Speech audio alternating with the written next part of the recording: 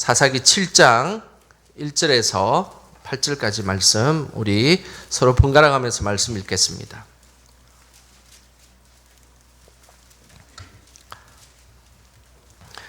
여룻바알이라 하는 기드온과 그를 따르는 모든 백성이 일찍이 일어나 하룻샘 곁에 진을 쳤고 미디안의 진영은 그들의 북쪽이요 모레산 앞 골짜기에 있었더라.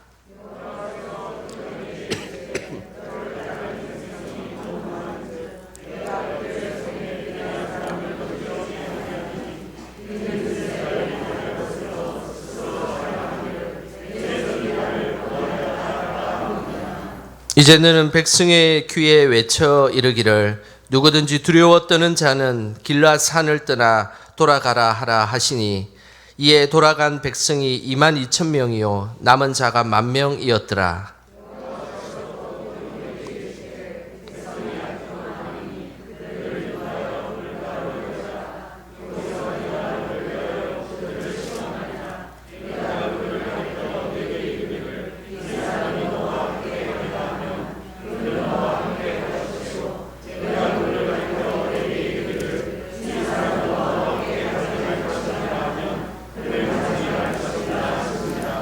이에 백성을 인도하여 물가에 내려가매 여호와께서 기드온에게 이르시되 누구든지 개가 핥는 것 같이 혀로 물을 핥는 자들을 너는 따로 세우고 또 누구든지 무릎을 꿇고 마시는 자들도 그와 같이 하라 하시더니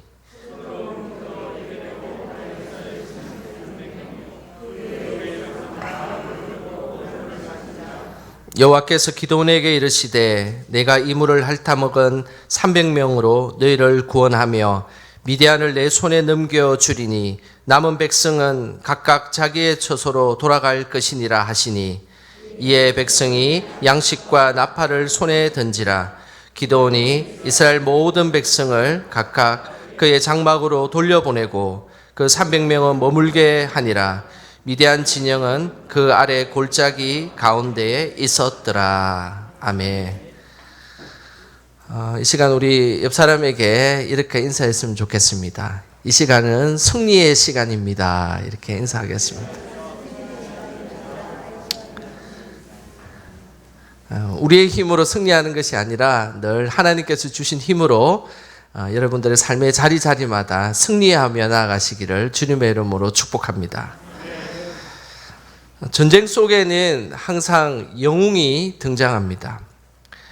전쟁 영화 중에 아주 강렬한 인상을 남겼던 영화가 하나가 있습니다. 2007년도에 개봉한 300이라는 영화입니다. 이 영화의 제목처럼 300이라는 숫자가 매우 중요한 제목이었습니다. BC 480년 그때에 페르시아의 100만 대군과 그리스의 스파르타 300명의 용사가 싸움을 한 내용입니다.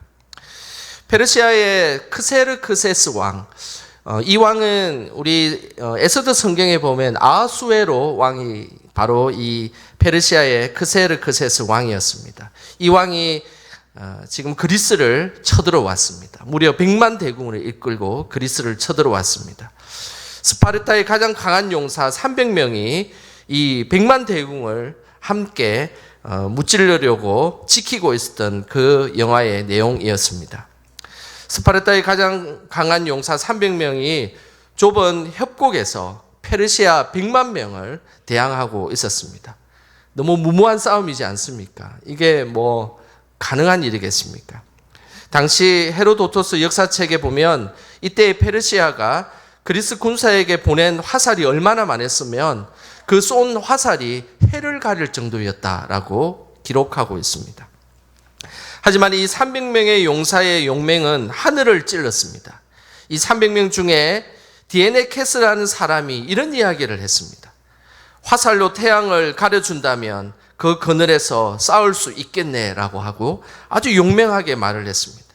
어떻게 화살이 태양을 가릴 정도로 날아오고 있는데 그 그늘에서 싸울 수 있겠다라고 이야기를 할 수 있었겠습니까? 비록 이 300명의 용사는 승리하지 못했습니다. 최선을 다해 싸우게 되고 모두 전사하게 됩니다. 그런데 놀라운 것은 이 소식을 들은 그리스 사람들의 가슴 속에 복수의 불이 붙기 시작했습니다. 그리고 그리스 연합군이 단결하여서 끝내 페르시아 전쟁에서 그리스가 승리를 거두게 된 이야기입니다. 아주 흥미진진한 이야기죠. 근데 이런 로마 전쟁의 이야기에서 매우 중요한 사상의 차이가 있습니다. 그것은 헬라적 사고와 그리고 성경적 사고는 판이하게 다르다는 것입니다. 헬라적 사고는 항상 인간을 영웅으로 만듭니다. 그래서 한 개인이 고난 가운데서 승리하여서 결국 영웅이 된다라는 것이 그 헬라 사상에서 나오는 대부분의 이야기입니다.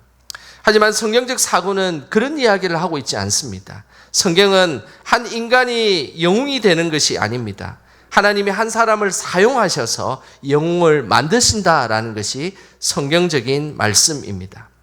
그래서 성경적 사고는 전쟁에서 승리한 개인에 초점을 두지 않습니다. 그 개인을 사용하신 하나님의 능력에 초점이 맞춰지고 그 모습으로 성경을 읽을 때 제대로 성경을 읽는 것입니다. 그래서 우리의 삶도 마찬가지입니다. 우리가 어떤 것을 주도하고 어떤 곳의 주인공이 되는 것, 그것이 우리에게 중요하다고 생각한다면 여러분들은 계속해서 성경적으로 벗어나는 삶을 살고 있다고 생각하셔야 됩니다. 중요한 것은 전쟁을 승리케 하시는 그 하나님이 초점이 맞춰지고 내 인생에 내가 드러나는 것이 아니라 하나님이 드러날 때 그것이 바로 믿음의 사람의 모습이 되는 것입니다. 오늘 이 밤에도 우리를 통해 역사하시는 그 하나님을 고백하는 저와 여러분 되시기를 주님의 이름으로 소망합니다. 영화 300은 그리스를 구한 300명의 용사에 초점을 맞추고 있다면 오늘 읽은 본문은 300명의 용사를 통해서 이스라엘을 구원한 하나님에게 초점을 맞추고 있습니다. 하나님은 먼저 기드온을 부르셨습니다. 그 기드온을 부르셨던 장면이 사사기 6장 12절 말씀에 나오는데 우리 화면을 보시면서 함께 읽어보겠습니다. 여호와의 사자가 기드온에게 나타나 이르되 큰 용사여 여호와께서 너와 함께 계시도다 하매. 하나님은 기드온을 향해서 이렇게 외쳤습니다. 큰 용사여라고 외쳤습니다. 여기서 큰 용사라는 것은 단순히 힘만 강한 것이 아니라 자신의 능력과 지혜와 부가 강한 아주 막강한 최강의 전사를 의미하는 것입니다. 하나님은 기드온을 향해서 큰 용사라고 하면서 너는 최강의 전사다. 어느 누구도 너를 이길 수 없는 막강한 군사를 가졌다. 그런 전사라고 불러주셨습니다. 그런데 과연 기드온은 하나님께서 불러주신 것처럼 큰 용사였을까요? 먼저 사사기 6장 11절 후반부에 보면 이렇게 말씀하고 있습니다. 마침 요아스의 아들 기드온이 미디안 사람에게 알리지 아니하려 하여 밀을 포도주 뜰에서 타작하더니 포도주 틀에서 타작했던 이 기드온의 모습을 잘 보시길 바랍니다. 기드온은 강한 용사가 아니었습니다. 그는 미디안 사람들이 무서워서 몰래 밀을 포도주 틀에서 숨어서 타작하는 그런 사람이었습니다. 밀은 넓은 곳에서 활짝 펴놓고 타작해야 되는 것이 맞지 않습니까? 그런데 기드온은 그 밀을 포도주 틀이라는 아주 협소한 공간에서 숨어서 타작을 하고 있었던 것입니다. 왜 자꾸 협소한 포도주 틀에서 밀을 타작하고 있었을까요? 그 이유는 미디안 사람들이 무서웠기 때문입니다. 자신의 곡식이 빼앗길지도 모른다는 두려움 때문에 밀을 포도주 틀에서 타작을 한 것입니다. 기드온은 용기와 그리고 담대함을 가지고 있었던 사람이 아니라 그냥 두려움이 맞는 보편적인 한 인간이었습니다. 뿐만 아니라 기드온은 실제 소심하고 나약한 집의 사람이었습니다. 사사기 6장 15절에 보면 그 내용이 나옵니다. 우리 화면을 보시면서 함께 읽어보겠습니다. 그러나 기드온이 그에게 대답하되 오 주여 내가 무엇으로 이스라엘을 구원하리이까? 보소서 나의 집은 므낫세 중에 극히 약하고 나는 내 아버지 집에서 가장 작은 자니이다 하니. 기드온은 하나님이 자신을 큰 용사라 불러주셨지만 자신은 이스라엘을 구원할 능력이 없다라고 고백하였습니다. 그리고 자신의 집도 므낫세 지파 중에서도 극히 작고 약한 집안이고 그리고 자신의 아버지는 그 중에서도 더 작은 집안이었다라고 고백하고 있습니다. 이것을 원어적으로 표현하면 가장 어리고 쓸모없는 자라는 표현입니다. 아무리 보아도 기드온은 미대한 전쟁을 수행할 만한 강한 용사는 아니었습니다. 그런데 그럼에도 불구하고 하나님은 기드온을 사용하셨다는 사실입니다. 이렇게 능력도 부와 지위도 없는 그 기드온이 어떻게 강한 용사가 될 수 있었을까요? 그 이유는 6장 12절, 오늘 금방 읽었던 6장 12절을 다시 읽어보면 그 내용이 나옵니다. 우리 화면을 보시면서 다시 함께 읽겠습니다. 여호와의 사자가 기드온에게 나타나 이르되 큰 용사여 여호와께서 너와 함께 계시도다 하매. 기드온이 강한 용사가 될 수 있었던 것은 다른 이유가 아닙니다. 바로 하나님이 함께하고 계시기 때문입니다. 믿음은 자신이 강하다고 그리고 자신이 어떤 능력을 드러내는 것이 믿음이 아닙니다. 믿음은 자신은 약하지만 나와 함께하고 있는 하나님이 강하기에 그 하나님을 드러낼 때 그곳에 강함이 있는 것입니다. 기드온이 강한 용사가 될 수 있었던 비결은 하나님이 함께 하셨기 때문입니다. 이것은 사사시대의 매우 중요한 의미를 우리에게 말씀하고 있습니다. 사사시대의 이스라엘 백성들은 하나님보다 더 두려워하는 존재가 있었습니다. 그것은 바로 바알이었습니다. 하지만 기드온은 바알을 무서워하지 않았습니다. 오히려 바알의 우상을 무너뜨려 버렸습니다. 그 당시에 바알의 우상을 무너뜨렸으면 분명히 아마 기드온은 그 자리에서 즉사할 것이라고 생각했습니다. 그러나 기드온은 죽지 않았습니다. 그 모습을 보고 기드온에게 별명을 지어주는데 그 별명이 바로 여룹바알이라는 별명입니다. 이 여룹이라는 말은 대항하다, 다투다 하는 말입니다. 그러니 여룹바알, 바알에 대항해서 다투어서 이긴 자가 바로 기드온이었던 것입니다. 기드온이 바알과 대항해서 싸울 수 있었던 것은 누가 함께하고 계셨기 때문일까요? 바로 하나님입니다. 기드온의 삶 속에서는 자신이 강하고 자신이 뭔가 우상을 대적할 만한 용기가 있었던 사람이 아니라 내 속에 하나님이 함께하고 계시고 하나님이 동행하고 계시기에 그는 바알과 대항해서 싸울 수가 있었고 그리고 진정한 용사가 될 수 있었습니다. 자신의 힘으로 어떤 문제를 해결하고 강함을 나타내는 것이 용사가 아닙니다. 하나님을 의지하고 하나님의 살아계심을 구하는 것, 이것이 진정한 강한 용사인 것입니다. 늘 하나님의 살아계심을 고백함으로 이 땅에서 승리하는 믿음의 용사들이 되시기를 주님의 이름으로 축복합니다. 기드온이 강한 용사가 될 수 있었던 또 다른 이유가 6장 36절에 나옵니다. 우리 화면을 보시면서 6장 36절 함께 읽겠습니다. 기드온이 하나님께 여쭈되 주께서 이미 말씀하신 같이 내 손으로 이스라엘을 구원하시려거든.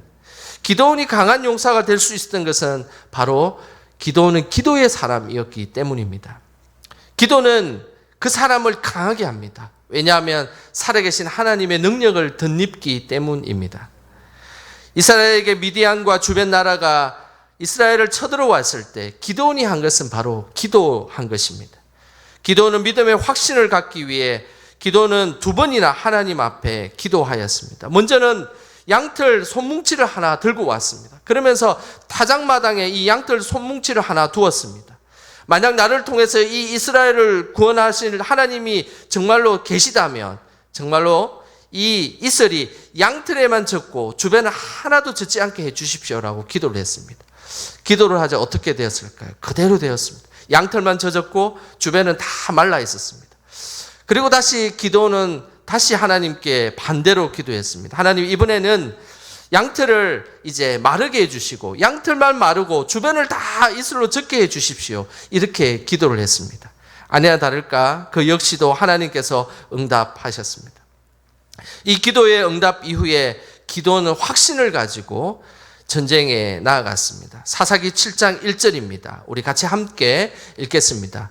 여룹바알이라 하는 기드온과 그를 따르는 모든 백성이 일찍이 일어나 하루샘 곁에 진을 쳤고 미디안의 진영은 그들의 북쪽이요 모레산 앞 골짜기에 있었더라. 기도한 기드온은 강한 용사가 되었습니다. 그는 하나님 앞에 확신을 구하며 한 번도 아니고 두 번이나 확신에 찬 그 모습으로 강한 용사가 되었습니다. 그의 백성과 함께 주저하지 않고 일찍이 일어나 전쟁을 대비하였습니다. 미디안 사람들이 무서워서 숨어서 밀을 타작하던 기드온의 그 모습은 온데간데 없어졌습니다. 미디안 사람들과 담대히 전쟁을 하는 존재로 바뀌게 된 것입니다. 그것은 바로 기도원이 기도의 사람이었기 때문입니다. 세상의 영웅은 자신의 힘을 가꾸고 지식을 축적하고 그리고 주변의 많은 최강의 친구들을 동원해서 전쟁에 승리하는 것, 이것이 세상의 방법과 세상의 승리의 요건입니다. 그러나 믿음의 사람에게는 그렇지 않습니다. 믿음의 사람은 오히려 더 하나님을 붙들고 기도하고 하나님의 살아계심을 믿고 나갈 때 그 사람이 바로 전쟁에 승리케 하는 사람이며 그리고 강한 용사가 된다라고 우리에게 말씀하고 있습니다. 기도원이 강한 용사가 될 수 있었던 마지막 이유는 7장 2절에 잘 나옵니다. 우리 7장 2절 말씀 같이 함께 읽겠습니다. 여호와께서 기도원에게 이르시되 너를 따르는 백성이 너무 많은즉 내가 그들의 손에 미디안 사람을 넘겨주지 아니하리니 이는 이스라엘이 나를 거슬러 스스로 자랑하기를 내 손이 나를 구원하였다 할까 함이니라. 기도원이 강한 용사가 될 수 있었던 마지막 이유는 바로 전쟁의 승패는 하나님 손에 달려 있기 때문에 믿고 순종했기 때문입니다. 순종의 모습이 있었다는 것입니다. 하나님이 이번 전쟁에서 우려하는 것이 있었습니다. 그것은 금방 읽었던 7장 2절에 나와 있는 것처럼 내 손이 나를 구원할까 하는 이 말을 할까 봐 하나님은 두려워하였습니다. 내 손이 나를 구원할까? 이건 무슨 의미하겠습니까? 무엇을 의미하겠습니까? 자신의 힘으로 전쟁에 승리했다고 말하는 것을 하나님은 우려했기 때문입니다. 그래서 하나님은 이번 전쟁에 가장 우려한 것은 내가 이 전쟁을 승리케 했다. 우리 이스라엘이 강력해서 이스라엘의 전략이 뛰어나서 이 전쟁에 승리했다라는 그 말을 하는 것을 하나님은 우려했습니다. 그래서 오히려 그것을 방지하기 위해서 하나님은 기도원에게 철저하게 말씀에 순종하는 모습을 갖기를 원하셨습니다. 보통의 전쟁은 군사가 많을수록 강해집니다.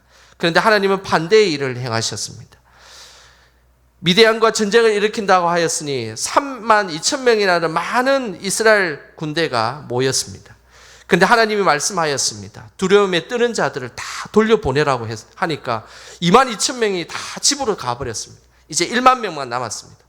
기도원의 생각은 아마 인간적인 생각을 갖고 있었으면 이제 1만 명이라도 데리고 전쟁을 해야 되겠다고 생각을 했겠죠. 그런데 하나님의 생각은 달랐습니다.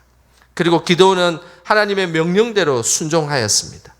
10,000명도 많다는 것이었습니다. 그래서 10,000명에게 물을 마시게 하고 손으로 물을 떠서 이렇게 핥아먹는 300명만 데리고 전쟁을 하라라고 말씀하신 것입니다. 이런 전쟁의 준비가 있을 수 있을까요? 3만 2천 명도 부족해서 10,000명을 데리고 하고 10,000명도 부족해서 그냥 300명만 데리고 전쟁을 치르면 좋겠다라고 하는 이런 전쟁의 준비가 과연 어디에 있을까요? 하지만 기도원은 하나님의 말씀에 순종하였습니다. 기도는 하나님의 말씀에 어떤 대꾸도 하지 않았습니다. 그냥 하나님의 말씀에 순종하기만 했습니다. 그 이유는 전쟁의 승리는 숫자에 달린 것이 아니라 하나님의 능력에 달려 있음을 기도는 너무나 잘 알고 있었기 때문입니다. 그래서 기도는 하나님의 말씀에 순종한 것입니다. 하나님은 우리가 이 땅에서 강한 용사로 살아가기를 원하십니다. 그렇게 되기 위해서는 우리는 하나님께서 우리와 함께 하심을 고백하시길 바랍니다. 또한 우리는 기도의 사람이 되어야 합니다. 그리고 뿐만 아니라 말씀에 순종하는 사람이 되어야 한다는 것입니다. 베드로는 고기만 낚는 어부였지만 하나님이 강한 용사로 만들어주셔서 이제 고기만 낚는 어부가 아니라 사람을 낚는 어부로 하나님은 삼아주셨습니다. 아브라함도 75세의 나이에 작은 가정의 아버지였지만 하나님은 아브라함을 강한 용사로 만들어주셔서 끝내 복의 근원이 되고 열국의 아비가 되는 축복을 주셨습니다. 모세도 80세의 미대한 목동이었지만 하나님이 강한 용사로 불러주셔서 수백만 명을 이끄는 민족의 지도자로 삼아주셨습니다. 우리도 하나님이 불러주시면 믿음의 강한 용사가 될 수 있습니다. 늘 하나님의 살아계심을 믿고 기도의 사람이 되어 항상 말씀에 순종하고 나아갈 때 우리는 강한 용사로 우리를 삼아 주실 것입니다. 오늘 이 밤에 그 놀라운 하나님의 은혜를 경험하며 매 순간마다 주저하지 않고 하나님의 그 강하심을 경험하며 담대히 나아가는 저와 여러분 되시길 주님의 이름으로 축원합니다. 이 시간 우리 찬양하며 하나님 앞에 나아가겠습니다. 전능하신 나의 주 하나님은 능치 못하실 일이 전혀 없네. 우리의 모든 간구도, 우리의 모든 생각도, 우리의 모든 꿈과 모든 소망도 신실하신 하나님이 모든 것을 바꾸어 주실 수 있다는 이 찬양이 여러분들의 고백이 되시기를 소망합니다.